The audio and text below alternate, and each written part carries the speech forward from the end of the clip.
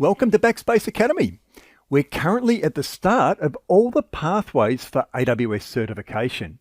This course is essential knowledge that is required for all AWS certifications. So it doesn't matter whether you intend to sit an associate level certification such as the Solutions Architect Associate, Developer or SysOps Administrator Associate, you still need to complete this part of the pathway in order to gain this essential knowledge before proceeding any further. AWS has a massive amount of products and services, so before we start using them, we must first understand what this massive ecosystem is and how we can use it for different applications and industries. In this introduction to AWS, we'll start by looking at the AWS global infrastructure. Then we'll look at the different cloud computing models that can be utilized by this global infrastructure. We'll then move on with a broad overview of most of the AWS products and services, and throughout the course, we will reinforce what you have learnt through hands-on labs of common use cases. And of course, along the way, we'll also have review questions. So, without any further ado, let's get into it.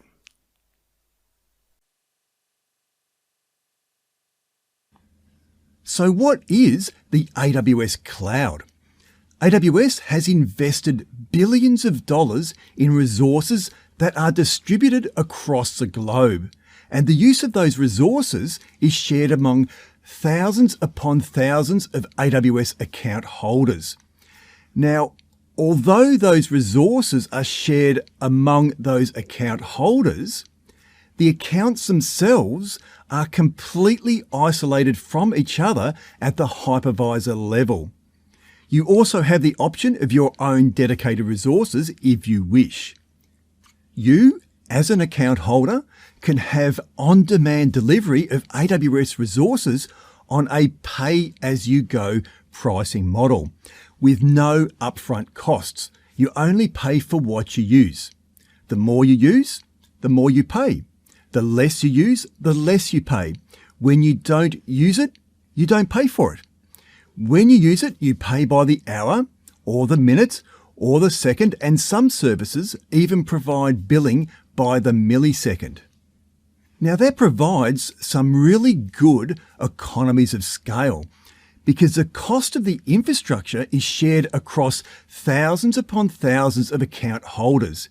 If you're a large enterprise, that is great because you don't have to worry about the capital expenditure of your own infrastructure. And you don't have to worry about the maintenance staff to support that infrastructure. Now that infrastructure is organized according to a range of different product types. If you want to use those resources for pure computing power, AWS can do that for you. If you want to use AWS to store data, AWS can do that for you as well. If you want to run a database as a service, if you want a relational database, a NoSQL database, a graph database as a service, AWS can do that for you. And they'll do that on demand on a pay-as-you-go pricing model. The AWS global infrastructure is massive and is divided into geographic regions, and those geographic regions are divided into separate availability zones. As you can see, there are lots of regions distributed throughout the globe. For this course, we will be using the North Virginia region because that is the largest region and supports all of the available AWS services. If you're using a smaller region, for example Mumbai, you may encounter problems if it doesn't support all of the available services. The AWS GovCloud is located in the US West Coast and is specifically for US government organizations. There is also a secret region, and I can't tell you where that is because it's a secret. That region is specifically for US government intelligence organizations. And in case you're wondering, yes, the CIA is a customer of AWS. Your choice of region can depend upon a number of things, and you may want to have the lowest latency, and you want your server to be located as close to your customers as possible. But you may also want to minimize costs. For example, I'm located here in Australia, but I mainly use the North Virginia region because it's cheaper for me. You may also want to locate your server in a totally different country for regulatory reasons, or you may want to be located in your country for regulatory reasons. So there are a number of factors to take into consideration when selecting a region. Each region is divided up into at least 2 availability zones that are physically isolated from each other. This provides business continuity for your infrastructure if it is distributed across multiple availability zones. If one availability zone goes down, the infrastructure in the other availability zone will continue to operate. The largest region, US East, North Virginia, has 6 availability zones, and the availability zones are connected to each other through a high-speed fibre optic network. Local zones are located close to large cities, industry and IT centres, and can provide the lowest latency within that specific area. For example, if your business is located in Los Angeles, you may want to have your infrastructure located within that local zone. Local zones operate as an extension of an AWS region and also have multiple availability zone capability for high availability. There are over 100 edge locations that are used for the CloudFront content delivery network. CloudFront can cache your popular content, such as images and videos, and distribute that to edge locations across the globe for high-speed delivery to your end users, no matter where they are located. And it'll do that with very low latency. It also provides great protection against DDoS attacks. AWS Wavelength deploys standard AWS compute and storage services to the edge of telecommunications carriers' 5G networks. This enables developers to build applications that deliver ultra-low latencies to mobile devices, because those applications will be run at the service provider's data center without having to traverse multiple hops across the internet to reach their final destination. This is great for connected vehicles that need low latency for environmental analysis or critical data, for interactive live video streams and live television broadcasts, and also for real-time gaming on mobile devices. AWS Ground Station is a fully managed service that lets you control satellite communications, process that data that is received, and scale your operations without having to worry about building or managing your own satellite ground station infrastructure. Ground station antennas are located within the AWS global infrastructure. The way it works, contacts, which are simply reservations for a ground station antenna, are scheduled for when a specific satellite is in proximity to that specific antenna. By doing this, you can save up to 80% on the cost of your ground station operations by paying only for the actual antenna time that is used and relying upon the global footprint of AWS ground stations to download data when needed within proximity of that satellite. Kuiper Systems, which is a subsidiary of Amazon, will be launching a proposed constellation of low Earth orbit satellites, delivering high-speed internet via high-performance customer terminal antennas. AWS, and of course other competitors such as SpaceX's Starlink, will provide high-speed, low-latency internet connectivity to unserved and underserved communities around the world. This is absolutely fantastic as it will provide high-speed internet to third world countries, allowing quality education and globally competitive provision of services, and this will greatly reduce global inequality. It will also extend low latency access to the AWS cloud from all areas of the world. For example, you could have a mining operation in the middle of the Australian desert with a high-speed connection to the AWS cloud. Imagine a researcher in the Amazon rainforests who is finding new viruses and medicines being able to run a powerful analysis remotely in that environment. The opportunities for this technology are endless. Cloud computing allows developers and IT departments the ability to focus on what matters most and avoid costs like server purchasing, maintenance, and ongoing capacity upgrades. There are several different models and deployment strategies that have emerged to help meet the specific needs of these different users. Each type of cloud service and deployment method provides you with different levels of control, flexibility, and management. Looking at cloud computing models, the first one here is infrastructure as a service. Infrastructure as a service, it contains the basic building blocks for cloud IT. What that means is that this is nuts and bolts stuff. So if we want to launch a Linux server and we want to manage that Linux server ourselves, that is how we would do that as infrastructure as a service. And we could do that using the Elastic Cloud Compute or EC2 service. The next level is Platform as a Service or PaaS. And that's where AWS will take a little bit more control over the underlying infrastructure. AWS manages their underlying infrastructure and the hardware and operating system normally.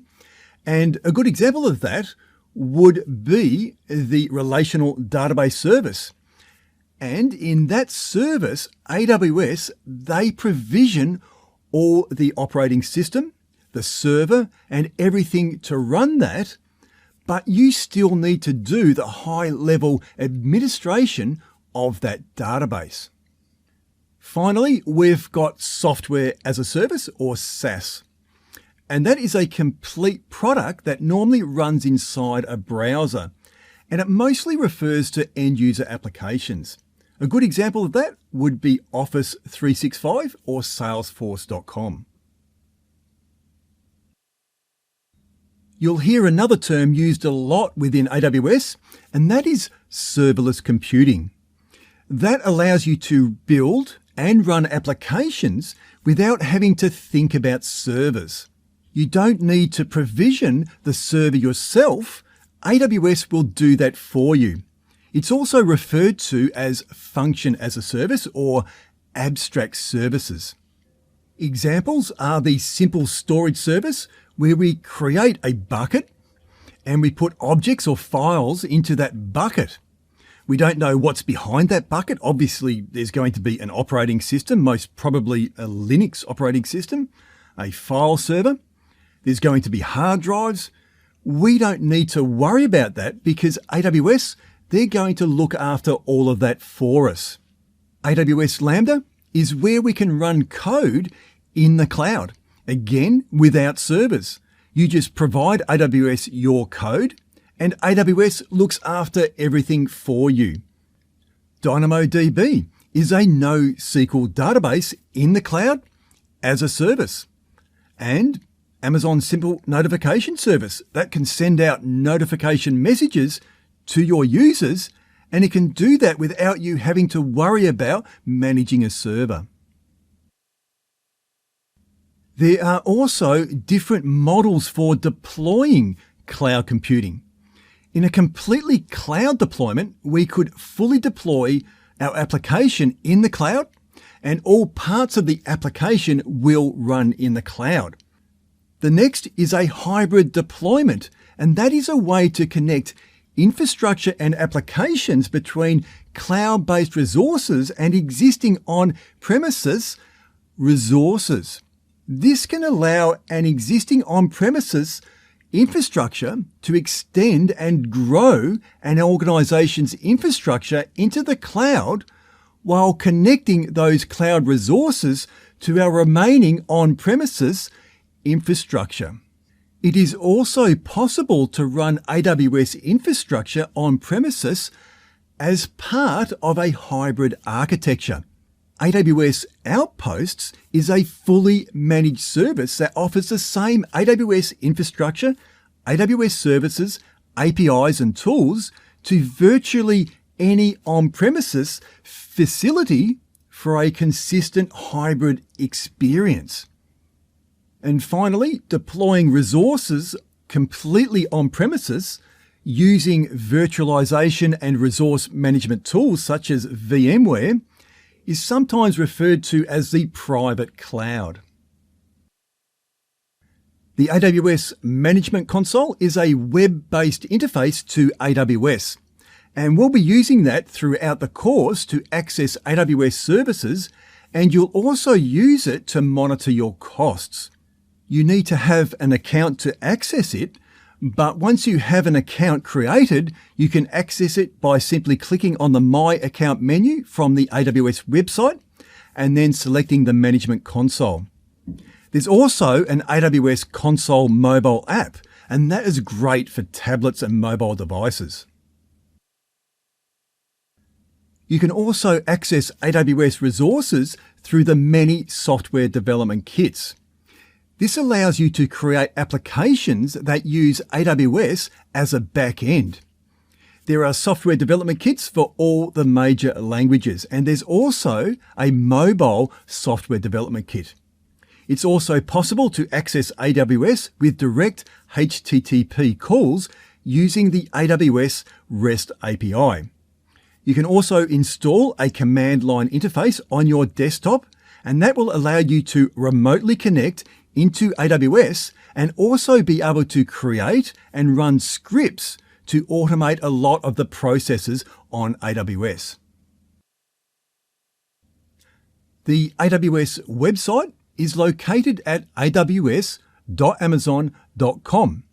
What I want you to do now is to go to that website and bookmark some pages off the website. The first one is the certification page, and that will have links to everything you need to know about the certification process. So if you're not sure about what certification to do, or you want to know how to schedule and sit an exam, that is a place to go. The next one is the documentation page. Throughout the course, we will be referencing the documentation for the services on AWS. So that is a very important link. And the exam, it's going to be testing your knowledge of a lot of this documentation. AWS also has a site specifically for white papers, and in that they discuss technical issues and use cases for AWS. The products page gives a really good overview of the main products of AWS and a description of those, and it's a really good one for preparing for the Cloud Practitioner exam. And finally, the new products and services page, and that will keep you up to date on the latest things that are happening in AWS. Okay, let's get started with AWS. First off, go to aws.amazon.com, click on the orange sign up button in the top right-hand corner, and complete that sign up process. You'll need to have a credit card to sign up, but don't be too concerned as there is a free tier available for a 12-month period, and most of the course will be operating under that free tier.